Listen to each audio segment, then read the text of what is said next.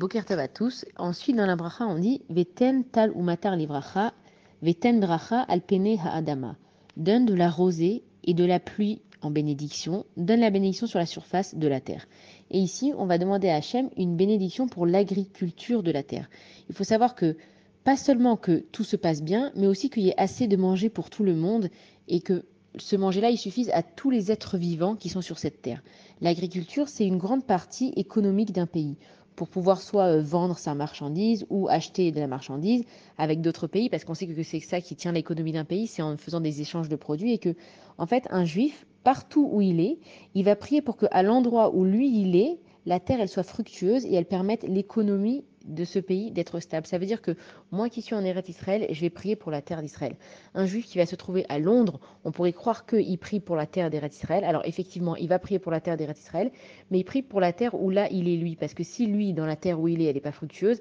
eh ben, il n'aura pas assez de subsistance, il n'aura pas les moyens, il va être en galère, etc. Et donc le juif, là où il est, il demande à Kadosh Baruch Hu que la terre où il se trouve, elle soit fructueuse pour que l'économie se passe bien et surtout que chacun il ait assez de manger. On voit que ce qui se passe maintenant avec la guerre en Ukraine, maintenant ça fait déjà un an, on a presque malheureusement envie de dire qu'on a pris l'habitude, mais c'est que tous les champs, toute la question agricole et toutes les plantations et tous ces champs-là qui ont été complètement abandonnés et dévastés, ça a fait complètement augmenter les prix du marché parce que